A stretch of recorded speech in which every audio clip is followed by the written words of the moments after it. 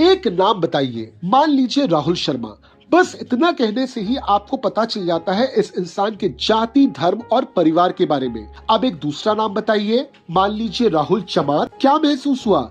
एक ही झटके में पूरी की पूरी सामाजिक स्टोरी सामने आ गई ना। लेकिन यहाँ पर एक सवाल है कि अगर सरनेम इतनी ही शक्तिशाली चीज है तो हजारों साल पहले ये कहाँ थी? जिस भारत ने ऋग्वेद लिखी उस भारत के ऋषियों के नाम थे अत्रि, वशिष्ठ, भारद्वाज। कोई सरनेम नहीं था। जिस भारत ने दुनिया को चंद्रगुप्त मौर्य दिया उनके नाम के साथ मौर्य एक डायनेस्टी थी, सरनेम नहीं। जिस भारत ने शिवाजी को अपना नायक माना उस समय इतिहास में उनका नाम सिर्फ शिवाजी राजे था।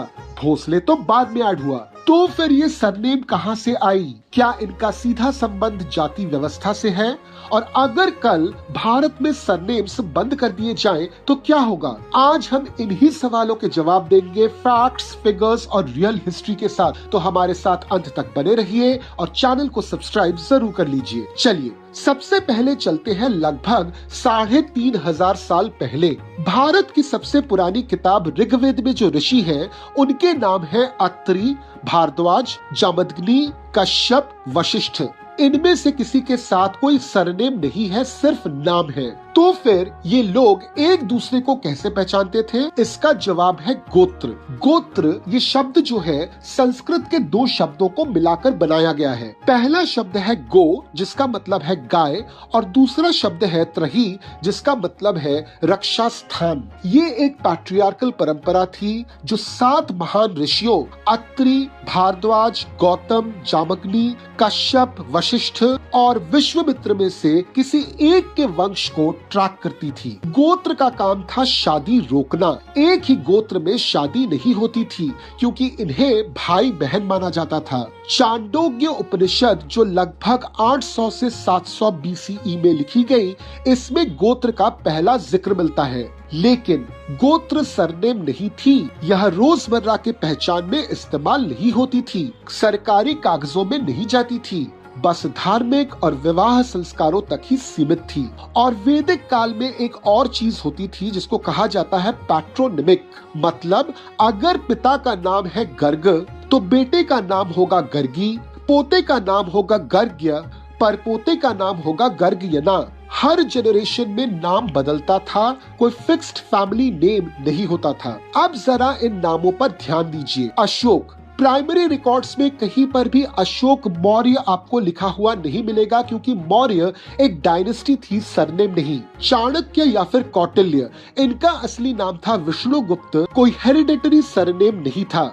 शिवाजी, सभासद भाखर जो उनके मृत्यु के बाद लिखी गई थी उसमें सिर्फ उनका नाम है शिवाजी राजे। बाद में जाकर कॉलोनियल हिस्टोरियंस ने उनके नाम के साथ भोसले ऐड किया था। कबीर, गुरु ग्रंथ साहिब में सिर्फ उनको कबीर कहा गया है, कोई सरनेम नहीं है। मीराबाई और तुकाराम, सदियों से ये सिर्फ नाम है, इनके साथ कोई हेरिडेटरी सरनेम नहीं है। 5000 साल की सभ्यता और सरनेम का कोई नामो निशान आपको नहीं मिलेगा। मीडिएवल भारत में यानी कि लगभग 600 CE से लेकर 1700 CE तक कुछ ऑक्यूपेशनल डिस्क्रिप्टर्स धीरे धीरे आने लगे, लेकिन ये भी काफी ज्यादा फ्लूइड थे, फिक्स्ड नहीं थे। जैसे अग्निहोत्री उनको कहा जाता था जो यज्ञ करते थे। पटेल या फिर पाटिल आया था संस्कृत शब्द से जिसका मतलब है जमीन का मालिक या फिर टैक्स कलेक्टर। पारेख आया था संस्कृत शब्द से जिसका मतलब है धातु को परखने वाला। देसाई का मतलब है जमीन का स्वामी। ये एक एडमिनिस्ट्रेटिव टाइटल था। शर्मा उन लोगों को कहा जाता था जो काफी लर्नेड होते थे या फिर पुजारी की तरह काम करते थे। अब ध्यान दीजिए, ये डिस्क्रिप्टर्स थे, सरनेम नहीं। अगर किसी ने वो काम छोड़ दिया तो डिस्क्रिप्टर्स भी बदल जाते थे। कोई गवर्नमेंट फॉर्म नहीं था जिनमें ये डिस्क्रिप्टर्स लिखे जाते थे। अब दक्षिण भारत की सिस्टम तो पूरी तरह से अलग थी। तमिल, कन्नड़ और मलयालम कम्युनिटीज में पिता के नाम के इनिशियल अक्षर को जोड़ा जाता था नाम के पहले। जैसे मान लीजिए एक नाम MP शिवाननम, यहाँ पर M विलेज का इनिशियल है और P पिता के नाम का इनिशियल है। ये ट्रेडिशन आज भी साउथ इंडिया में फॉलो होती है। यहाँ पर कोई सरनेम नहीं है, नाम है, मगर वो हर जनरेशन में बदलता रहता है। अब बात करते हैं सिखिज्म की। 1699 में गुरु गोबिंद सिंह ने एक क्रांतिकारी फैसला लिया। सभी सिख मर्दों के नाम के साथ जोड़ा गया सिंह और औरतों के नाम के साथ जोड़ा गया कौर, ताकि जाति की पहचान मिट जाए। ये एक डेलिबरेट अटेम्प्ट था सरनेम को कास्ट फ्री बनाने का। अब बात करते हैं गोवा की, जो एक पोर्तुगीज कॉलोनी थी। वहाँ पे आपको कुछ कॉमन सरनेम्स मिल जाएंगे, जैसे फर्नांडिस, रॉड्रिक्स, डिसूसा। ये सरनेम्स कास्ट मिटाने के लिए नहीं बल्कि कन्वर्जन रिकॉर्ड रखने के लिए थे। अब आते हैं उस मोमेंट पर जब सरनेम एक फ्लेक्सिबल सोशल रेफरेंस से एक परमानेंट लीगल आइडेंटिटी बन गई। बात है 18वीं सदी की, जब ईस्ट इंडिया कंपनी ने भारत पर कंट्रोल बढ़ाना शुरू कर दिया। उनके सामने एक बहुत बड़ी प्रॉब्लम थी। करोड़ों लोगों के नाम एक जैसे थे और उनको एक नाम से दूसरा नाम अलग करना नहीं आता था। तब उन्होंने इसका सलूशन निकाला, सेंसस। अब देखिए ब्रिटिश इंडिया में सेंसस के टाइमलाइन को। सबसे पहला सेंसस हुआ 1871-72 में, जहां पर बंगाल में 1000 कास्ट्स रिकॉर्ड हुई, नॉर्थ वेस्ट प्रोविंस में 291 और पंजाब में 90। दूसरा सेंसस हुआ 1881 में, जो पहला सिंक्रोनस ऑल इंडिया सेंसस था। पूरे भारत में 3208 कास्ट्स आइडेंटिफाई हुई। तीसरा सेंसस था 1901 का। इस सेंसस को H.H. रिस्ली सेंसस भी कहा जाता है। इस सेंसस के बारे में हम डिटेल में कुछ देर बाद बात करेंगे। चौथा सेंसस था 1931 का। यहाँ पर 4147 डिस्टिंक्ट कास्ट रिकॉर्ड्स हुई। यहाँ पर एक क्लास बनाया गया जिसका नाम है डिप्रेस्ड क्लास, जिसको हमने बाद में बोला शेड्यूल्ड कास्ट। अब बात करते हैं डिटेल में 1901 के सेंसस की, यानी H.H. रिस्ली सेंसस की।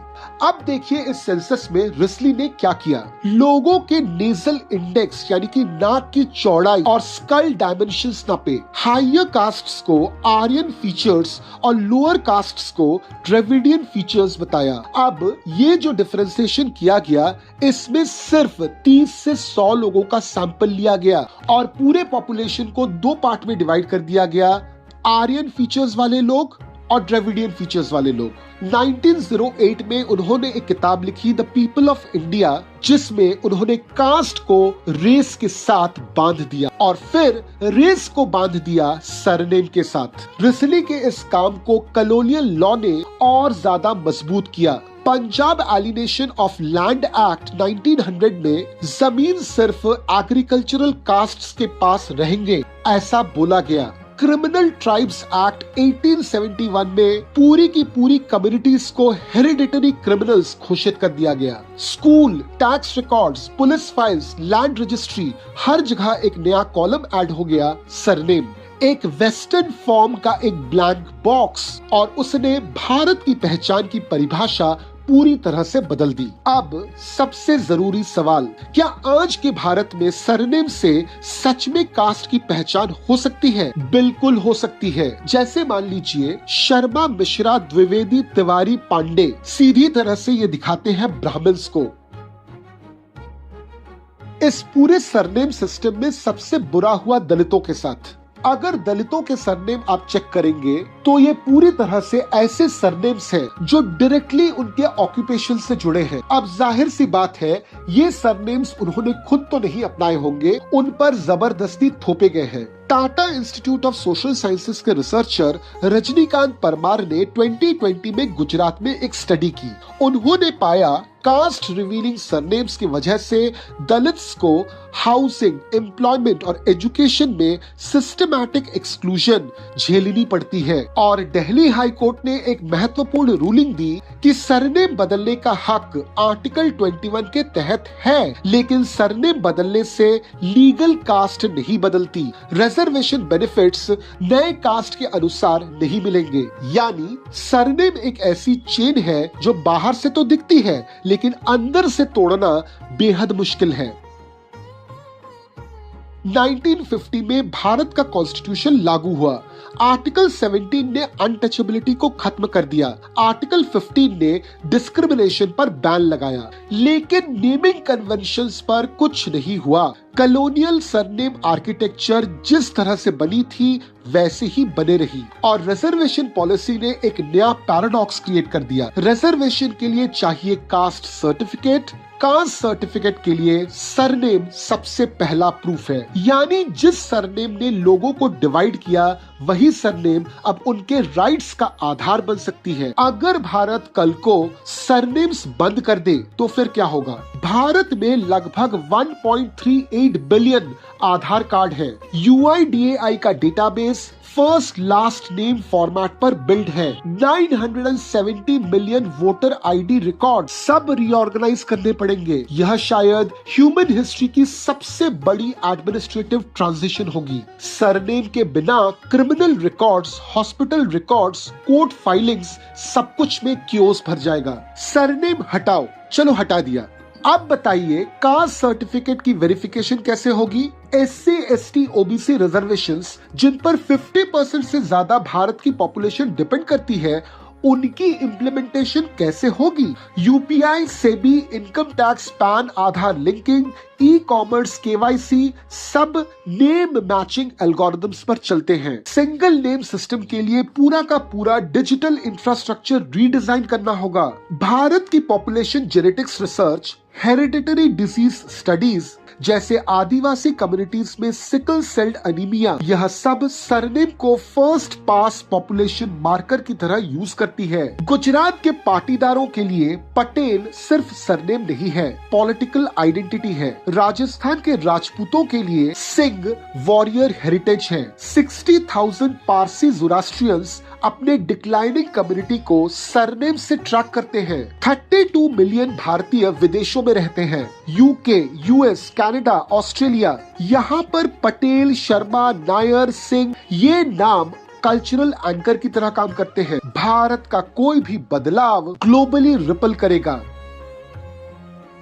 रिफॉर्म एडवोकेट्स कहते हैं कि सरनेम को ऑप्शनल बनाओ, एबोलिश मत करो। ऑफिशियल फॉर्म्स में सिंगल नेम का कॉलम बनाओ। अगर कोई चाहता है तो अपना सरनेम लिखे या फिर ना लिखे, बिना किसी लीगल या फिर इंस्टीट्यूशनल पेनल्टी के ये काम होना चाहिए। एनीवेज, तो ये थी सरनेम्स की असली कहानी। अगर अगली बार आप किसी से उसका नाम पूछें और वो इंसान आपको अपना नाम सरनेम के साथ बताता है और वह सरनेम आपके दिमाग में कोई इमेज क्रिएट करता है, तो इसका मतलब है कि वो इमेज जो है वो 150 साल पहले किसी ब्रिटिश सेंसर ऑफिसर ने प्लांट की थी, जिसको आज भी आप अपने दिमाग में लिए चल रहे हो। तो फिर आपको क्या लगता है, सरनेम्स का रहना जरूरी है? इसको पूरी तरह से अबॉलिश कर देना चाहिए या फिर इसको ऑप्शनल बनाना चाहिए? कमेंट में हमको जरूर बताइए और मैं आपसे वापस मिलता हूं अगले वीडियो में एक नए टॉपिक के साथ। जय हिंद।